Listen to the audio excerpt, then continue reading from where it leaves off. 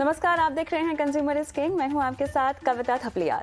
RBI ने शिक्षा के क्षेत्र में बदलाव लाने के लिए बड़ा कदम उठाया है और ये कदम छात्रों को अपनी आर्थिक शिक्षा में सुधार के लिए कारगर साबित होगा। साथ ही देश के विकास में भी इसकी अहम भूमिका होगी, क्योंकि अब आरबीआई ने एक ऐसा प्रोग्राम तैयार किया है जो स्कूली बच्चों को आर्थिक शिक्षा की ABCD सिखाएगा। जी हाँ, अब जल्द ही वित्तीय साक्षरता को स्कूली पाठ्यक्रम में शामिल किया जाएगा, जिससे बच्चों की फाइनेंशियल समझ बढ़ेगी, निवेश को लेकर उनकी समझ बढ़ेगी। और इस प्रोग्राम का मकसद है कैसे बच्चे अपनी आर्थिक स्थिति में सुधार ला सके, साथ ही बच्चों की निर्भरता अपने परिजनों पर कम हो और वो अपने भविष्य को बेहतर बनाने के लिए खुद प्लानिंग कर सके, खुद उसके निर्णय। और प्राइवेट स्कूल्स का पढ़ाई का अंदाज अलग अलग है। ऐसे में किस तरह की व्यवस्थाएं यहाँ पर की जाएंगी, किस तरह का सिलेबस होगा, इसी मुद्दे पर हमारे एक्सपर्ट्स के साथ आज हम बात करेंगे, समझने की कोशिश करेंगे कि आखिर जितनी अच्छी नीयत और मंशा के साथ कदम उठाया जा रहा है, ये आखिर अमल में कैसे लाया जाएगा। हमारे साथ इसके लिए खास मेहमान भी जुड़ गए हैं, जिनसे उनका तारुफ कराते हैं। आपका दिनेश प्रसाद सकलानी, प्रोफेसर दिनेश प्रसाद सकलानी, और हमारे साथ यहाँ पर साथी director NCERT, chairperson NCTE Kavita Sanghvi, principal SVKMS CNM school, और हर्षित मिश्रा, डेप्यूटी एडवाइजर नीति आयोग। आप सभी का स्वागत है हमारी इस खास पेशकश में। सबसे पहले हर्षित जी, क्या आप मेरे साथ जुड़े हुए हैं? आपको मेरी आवाज आ रही है सर? जी बिल्कुल। आपसे समझना चाहेंगे तो आरबीआई की ये जो मंशा है, मैं तो ये कहूंगी कि देर आए दुरुस्त आए। देखिए, काफ़ी समय से इस तरह की पहल और कदम की जो है मांग की जा रही थी, और हालांकि अभी राज्यों ने इसको स्वीकारा है, सभी राज्यों ने हालांकि अभी तक नहीं स्वीकारा है, लेकिन धीरे धीरे बहुत जल्द हम ऐसी उम्मीद कर रहे हैं कि इस कदम को और आगे बढ़ाया जाएगा और एक पूरी तरह से, जैसे हम कहते हैं ना, सम्मिलित कोर्स फाइनेंशियल प्लानिंग को लेकर, फाइनेंस की समझ को लेकर, वो बच्चों को स्कूल से ही सिखाया जाएगा। काफी समय से इसकी मांग थी। इस कदम को इसके पहले रूप में जो कि हमारे सामने अभी पेश हुआ है, आप कैसे देखते हैं? देखिए, मुझे लगता है कि ये आरबीआई का स्वागत योग्य एक कदम है। बिल्कुल। और वित्तीय साक्षरता को लेकर के जो इनिशियल प्रारंभिक जानकारियां, जैसा कि आरबीआई ने सोचा है कि स्कूल के बच्चों को दी जाएंगी, वो एक स्वागत योग्य कदम है। लेकिन उसका जो करिकुलम है, उसके बारे में मुझे लगता है कि आरबीआई ने जितने भी रेगुलेटर हैं, खासतौर से एनसीईआरटी से उनका जो भी इनिशियल डिस्कशन है वो हो गया होगा कि हमारे स्कूलों में कोई भी करिकुलम अगर वो लागू होता है तो उसके लिए हमारा एनसीईआरटी है, जो कि एक रेगुलेटर एजेंसी है, और वो उस करिकुलम को डिजाइन करने का और उसको अप्रूव करने का फाइनली काम करती है। तो ये सारे काम भी अभी करने होंगे। मुझे ऐसी आशा है कि इस दिशा में भी आरबीआई काम कर रहा होगा। लेकिन इसमें कोई संदेह नहीं है कि ये बहुत महत्वपूर्ण कदम है वित्तीय साक्षरता को लेकर के, और क्लास 6 से क्लास 10 के बीच के बच्चों के लिए इसमें लागू करने की जो बात हो रही है वो बिल्कुल उचित है, क्योंकि उन बच्चों को हम फाइनेंशियल इंक्लूजन की ABC अगर इस लेवल पे बता पाए तो ये एक अच्छा कदम होगा, क्योंकि वो बच्चे आगे हमारे देश के नागरिक हैं, चाहे वो गवर्नमेंट स्कूल्स के बच्चे हैं या वो प्राइवेट स्कूल्स के बच्चे हैं। वही बच्चे आगे चल करके देश में अलग अलग कार्यों को करेंगे, देश की अर्थव्यवस्था में योगदान करेंगे। तो उनके लिए वित्तीय रूप से साक्षर होना बहुत आवश्यक है। और ये तब भी बहुत आवश्यक हो जाता है जब भारत जैसे देश में आज हम पूरे विश्व का, पूरे ग्लोब का जो हमारा यूपीआई ट्रांजेक्शन है वो 40% of the whole of the world है। हम 40% पूरे विश्व के यूपीआई ट्रांजेक्शन को कर रहे हैं। और अगर मैं अक्टूबर 2022 का डेटा बताऊं तो अक्टूबर 2022 में भारतवर्ष ने 7.3 बिलियन यूपीआई ट्रांजेक्शन किए हैं, जिनका की मौद्रिक मूल्य लगभग 13 ट्रिलियन रुपीस है। तो एक बहुत बड़ी अर्थव्यवस्था हम विश्व की अग्रणी अर्थव्यवस्था बनी चुके हैं। तो मुझे ऐसा लगता है कि विद्यार्थी जीवन में, स्टूडेंट लेवल पर ही बच्चों को इन सबसे इसका इंट्रोडक्शन कराना बहुत आवश्यक है। बिल्कुल, बच्चों में ही नहीं, खासतौर से मेरे ख्याल से जिस तरह से हम महिला सशक्तिकरण की बात करते हैं और महिलाओं की आर्थिक साक्षरता की बात करते हैं, उसमें भी ये जो कदम है काफ़ी अहम भूमिका निभाएगा। दिनेश प्रसाद सकलानी जी भी मेरे साथ जुड़ गए हैं। सर, स्वागत है आपका हमारी इस बेहद खास पेशकश में, जहाँ पर आरबीआई के फाइनेंशियल लिटरेसी प्रोग्राम पर हम बात कर रहे हैं। अभी तो ये अपने पहले चरण में है, लेकिन अधिकतर राज्यों ने इसको अपना लिया है और धीरे धीरे इसको जो है अमल में लाया जाएगा। 6वीं कक्षा से लेकर 10वीं कक्षा तक यहाँ पर कोर्सेज जो हैं वो बच्चों को दिए जाएंगे। दिनेश जी, जहाँ तक करिकुलम की बात है और जिस तरह से इसको रोल आउट किया जाएगा, क्या क्या अहम बातें हैं, क्या क्या अहम बिंदु हैं जिनको आप हाईलाइट करना चाहेंगे सर? कि अभी हमारा जो एनईपी का पाठ्यक्रम है, अभी पाठ्यचर्या बन रही है, अभी फाउंडेशनल स्टेज की बनी है और उस पे हमारा काम चल रहा है, सिलेबस का और टेक्स्ट बुक का। फाउंडेशनल स्टेज का मतलब मेरा है कक्षा 1 और 2 और उससे पहले प्री स्कूल का, ठीक है। इसके बाद हमारा जो एनसीएफ बन रहा है, नेशनल करिकुलम फ्रेमवर्क, वो स्कूल के लिए, तो उसमें हम इन इश्यूज को, फाइनेंशियल लिटरेसी के जो मैटर है, और जैसा अभी पूर्व वक्ता ने कहा है, तो ये निश्चित रूप से बहुत जरूरी है और हम इसको पूरी तरह से एड्रेस करेंगे। इसमें जो चीजें अभी भी हमारे पास कुछ, हम फाइनेंशियल लिटरेसी के नाते कुछ हमारे पाठ्यक्रम में चीजें हैं, जैसे करेंसी को पहचानना, करेंसी के बारे में जानना, और जो बहुत छोटी सी प्रॉब्लम्स सेलिंग और परचेजिंग की होती हैं, बैंक ट्रांजेक्शन है, इंटरेस्ट कैलकुलेशन है, इंश्योरेंस रिलेटेड कंसर्न्स हैं, इनके बारे में तो हम थोड़ा अभी बताते हैं, मगर ये हम इसको बहुत व्यापक तौर पर, क्योंकि टेक्नोलॉजिकल एडवांसेस जो हो रहे हैं और जिस प्रकार से बच्चे अपने को सेल्फ सफिशिएंट भी बना सकते हैं, उस दिशा में किस प्रकार से फाइनेंशियल जो ट्रांजैक्शंस हैं, फाइनेंशियल जो डिटेल्स हैं, फाइनेंशियल जो इन्वेस्टमेंट्स हैं, जो प्रोग्राम्स हैं, उनको बच्चों को किस तरह से हम पाठ्यक्रम में सम्मिलित करेंगे, इस पे हम निश्चित रूप से काम करेंगे। क्योंकि अभी एनसीएफ हमारा बना नहीं है, इसका बन रहा है और हम इन इश्यूज को देख रहे हैं।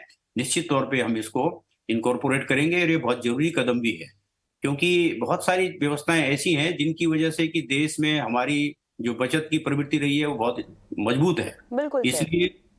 इसलिए जो रिसेशन जब हुआ था, हाँ। और यूरोप अमेरिका के बारे में मेरी एक फाइंडिंग की, मैं उस समय यूरोप में था, तो मुझे ये लगा कि हमारे यहाँ जैसे जो भी बच्चे बाहर भी जाते हैं लोग, हमारी परंपरा में छोटी छोटी सेविंग करना है, प्रत्येक की परंपरा, बिल्कुल, तो हम उसको करते हैं। मगर आजकल ये जरूरी है, जैसे हम लोग बाहर जो सब चीजें कर रहे हैं, सेलिब्रेशंस कर रहे हैं, इवेंट्स कर रहे हैं, उसकी वजह से भी बहुत मिसयूज हो रहा है। और वीकेंड की जो परंपरा है, हाँ। जो वीकेंड पे लोग जाते हैं, पूरे हफ्ते में जो कमाते हैं उस 2-3 दिन में खत्म कर देते हैं।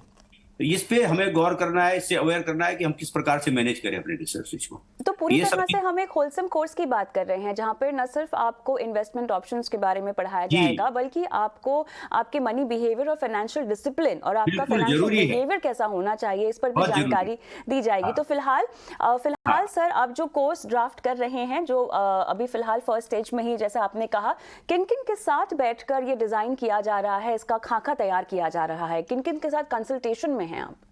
ऐसा है कि जो राष्ट्रीय पाठ्यचर्या है, उसके लिए हमारी नेशनल स्टीयरिंग कमेटी बनी, और नेशनल स्टीयरिंग कमेटी में बहुत सभी क्षेत्र के व्यापक लोग हैं, वो लोग काम कर रहे हैं। वो एक पाठ्यचर्या बनती है, पाठ्यचर्या के बाद पाठ्यक्रम जब बनेगा ना, तो पाठ्यक्रम में फाइनेंशियल लिटरेसी के लिए हमारे पास एक्सपर्ट होंगे। जैसे एक्चुरियल साइंस के भी हमारे पास लोग आए थे। अच्छा। हम एक्चुरियल साइंस के जो डायरेक्टर जनरल है वो हमसे मीटिंग कर चुके हैं, हमने उनके इश्यूज को ले लिया है, और एक्चुरियल साइंस भी बड़ा इंपॉर्टेंट है। इसी प्रकार से जो आरबीआई है और जो हमारे बैंक हैं, उनसे भी हम एक्सपर्ट्स को, हम स्पेशल इनवाइटी के रूप में उनको इनवाइट करते हैं अपने सिलेबस, जो पाठ्यक्रम बनता है, और पाठ्यक्रम के साथ फिर जो पुस्तकें बनती हैं, उसमें हमारे कुरिकुलम डिपार्टमेंट के साथ मिलकर के हम देखते हैं कि किस लेवल पे कितनी बात बच्चे को इस बारे में बतानी चाहिए, ताकि उसको ये बर्डन न लगे, बल्कि वो इसको एक बहुत ही अपने जो नियमित पाठ्यक्रम है उसके तहत लेते हुए अपनी अवेयरनेस बढ़ाए। और फिर अर्न व्हाइल लर्न, ये प्रैक्टिस जो है, अर्निंग व्हाइल लर्निंग, ये प्रैक्टिस को इम्फेसिस देना, और ये लर्निंग के साथ साथ सेविंग की जो बात है वो बहुत जरूरी है। क्योंकि आप कितना भी अर्न कर लें, अगर आपकी प्रवृत्ति सेविंग की नहीं है, तो आप अपने साथ भी और प्रकृति के साथ भी और समाज के साथ भी और व्यवस्था के साथ भी न्याय नहीं कर सकते।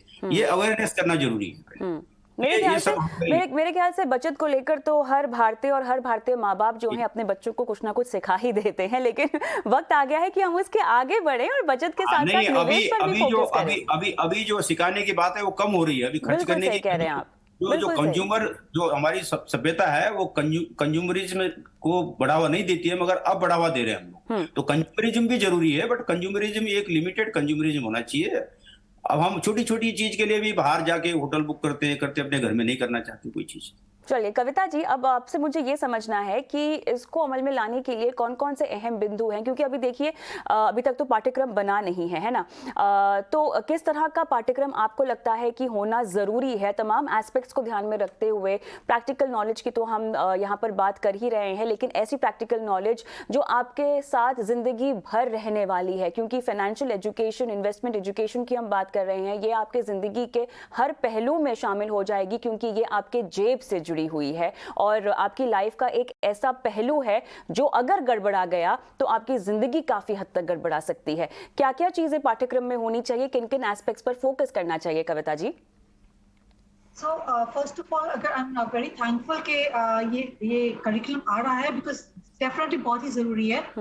तो जब ये आ रहा है तो first of all 6 to 10 standard में है, तो उसका सिलेबस क्या है, आप क्या किस पे फोकस करने वाले हो? बेसिकली अगर आप बैंकिंग के बारे में बात करने वाले हो तो क्या आप यहाँ पे एक्सपीरियंशियल लर्निंग इंकॉर्पोरेट करने वाले हो, और जहाँ बच्चे डेफिनेटली बैंक में जाएंगे और एक्सपीरियंस लेंगे बैंक का, या एक्सपर्ट टॉक्स लेकर आना है स्कूल में, या टीचर्स को ट्रेन किया जाएगा कि आप एग्जीक्यूट करोगे ये करिकुलम?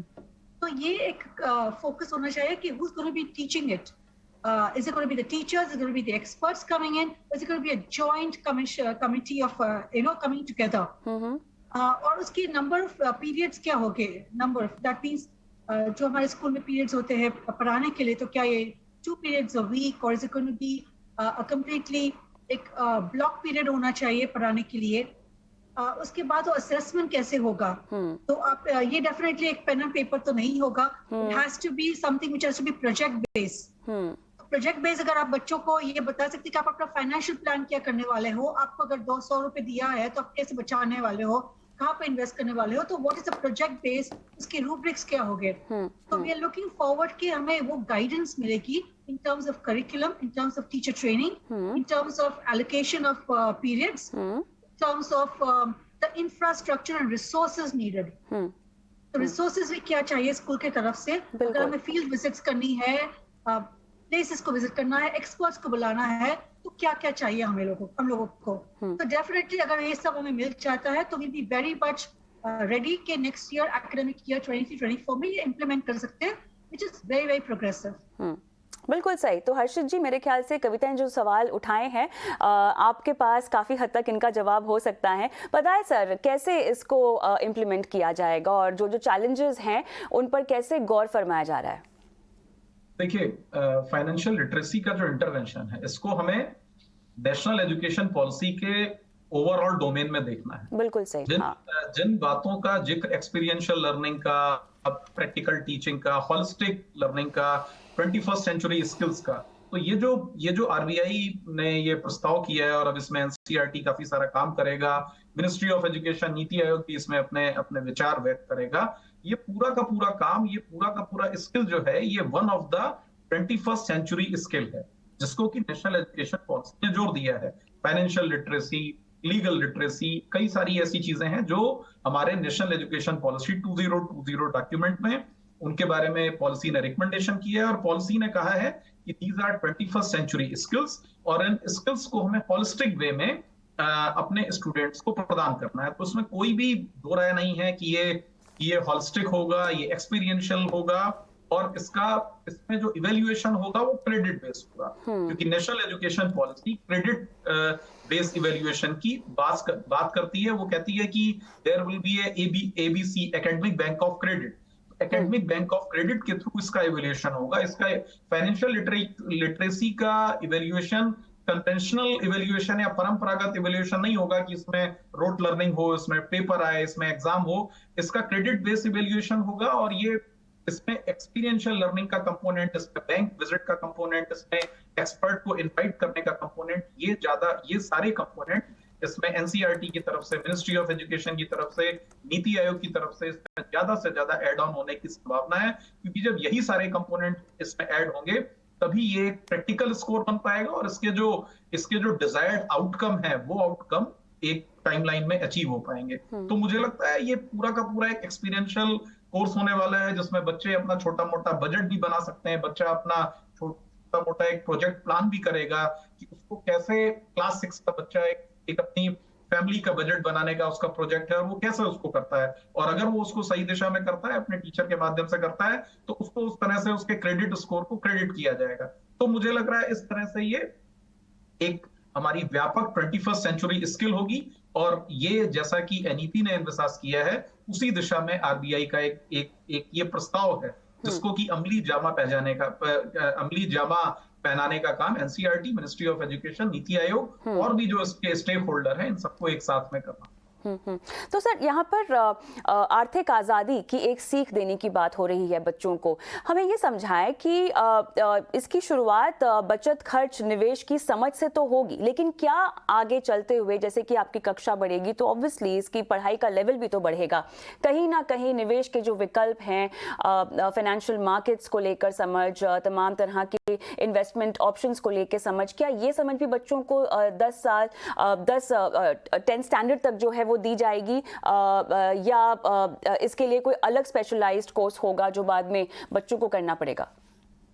देखिए, अभी NCF national curriculum framework the latest module is in making, ठीक है। तो वो अभी बन रहा है, लेकिन ये तो दिस इज वेरी ऑब्वियस कि जब हम ऐसे एरा में हैं जहां पर इंडियन इक्विटी मार्केट में 42 लाख करोड़ का म्यूचुअल फंड हमारा साइज हो गया है, तो क्लास 6, क्लास 7, क्लास 8, 9, 10th में जो हमारे हायर ग्रेड्स हैं, क्लास 9 और क्लास 10th के बच्चों को, जैसा कि अभी पूर्व वक्ता ने सेविंग के बारे में बताया, तो सेविंग के बारे में जब हम बच्चों को बताएंगे तो सेविंग के साथ साथ बच्चों को ये शिक्षा तो देनी ही होगी कि वो सेविंग को कैसे करें। वो सेविंग को बैंक में रख के करें, वो सेविंग को एफडी के फॉर्म में करें, वो सेविंग को मतलब सेविंग के what are the available kinds of saving your money. तो सेविंग बैंक में हो जाएगी, सेविंग अकाउंट में, सेविंग एफडी के रूप में होगी, सेविंग आरडी के रूप में होगी, सेविंग म्यूचुअल फंड के रूप में होगी, और सेविंग डायरेक्ट इन्वेस्टमेंट के रूप में भी होगी। तो ये सारे जो तरीके हैं, ये सारे जो इन्वेस्टमेंट के आयाम है, ये मुझे लगता है क्लास 9, क्लास 10 के बच्चों को समझाना होगा। इसके बेसिस पे उनके प्रोजेक्ट होंगे, और प्रोजेक्ट में वो जितना अच्छा परफॉर्म करेंगे उसी के बेसिस पर उनको क्रेडिट दिया जाएगा। तो मैं आपकी बात से सहमत हूं कि इसका क्लास 10 तक आते आते इसका डोमेन ब्रॉड होगा। और अभी ये इनिशियल, मैं आपको ये भी बता दूं कि अभी ये इनिशियल प्रपोजल है, क्योंकि क्लास 6 और क्लास 10 के लिए है।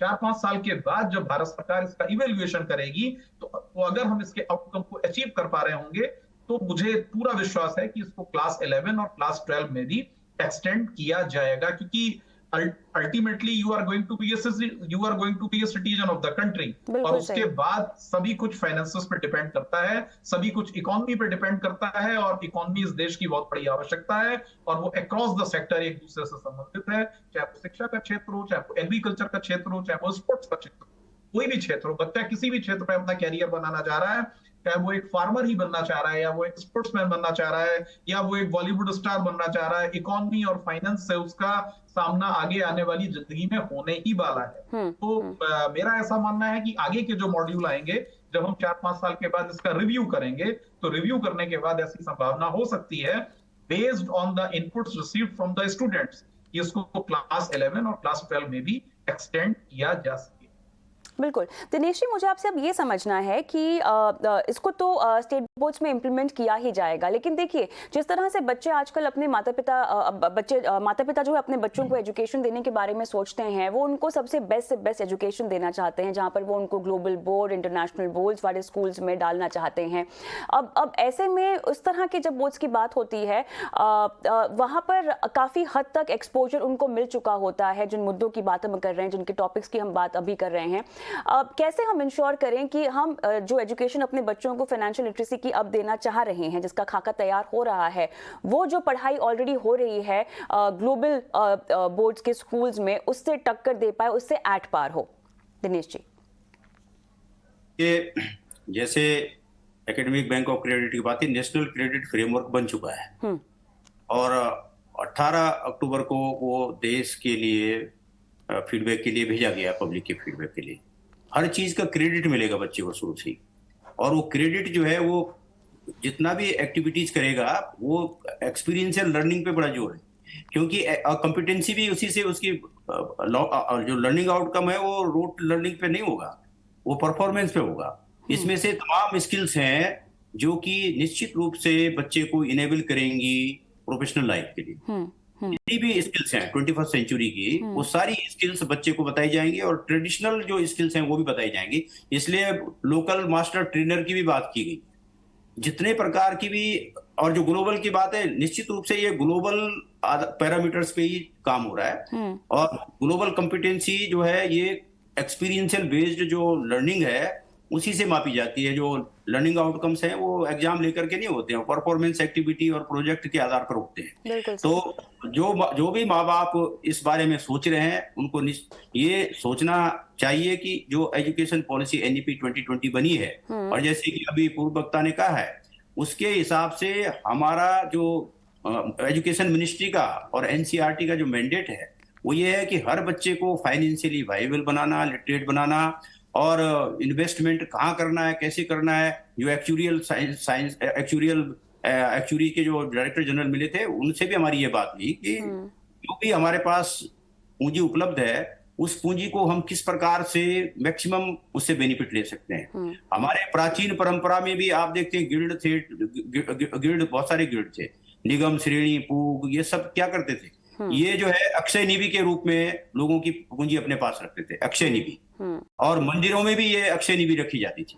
ये परंपरागत जो चीजें हैं इनको हम कैसे मॉडर्न उसमें लाएंगे, ये हमारे पाठ्यक्रम में समावेशित होगा। और financial literacy, skill based education, experiential learning और रूटेडनेस इन इंडिया। जब हम रूटेडनेस इंडिया की बात करते हैं तो उसके जितने भी हमारे प्रकृति के को नुकसान न पहुंचाते हुए किस प्रकार से हम लोगों को फाइनेंशियली वाइबल बनाते हैं वो बड़ा इंपॉर्टेंट है। क्योंकि अगर हम प्रकृति को नुकसान पहुंचा के डेवलपमेंट करते हैं तो इतना पैसा हमारा बीमारियों से लड़ने में खर्च होता है, पोल्यूशन को कंट्रोल करने में खर्च होता है, हमारी एफिशिएंसी कैसी होगी। मैं तो इससे भी आगे बात करता हूं कि जब हम शहर बनाएं तो हम शहर ऐसे बनाएं, एक यूनिट के रूप में शहर को डेवलप करना, जिससे कि हम कम से कम ट्रांसपोर्टेशन जिसमें हो। अभी क्या है कि अगर आदमी 50 किलोमीटर दूर जा रहा है जॉब करने के लिए, मार्केट के लिए फिर अलग जा रहा है, कितना फ्यूल कंजम्पशन हमारा हो रहा है। हाँ। तो हमको ऐसे शहर बनाने हैं कि एक जो हब है जिसमें कि ऑफिस भी है, रेजिडेंस भी है, मार्केट भी है, स्कूल भी है, ऐसे शहरों के बनाने की तरफ बढ़ेंगे तो हमारा जो ये फ्यूल कंजम्पशन है, पोल्यूशन है,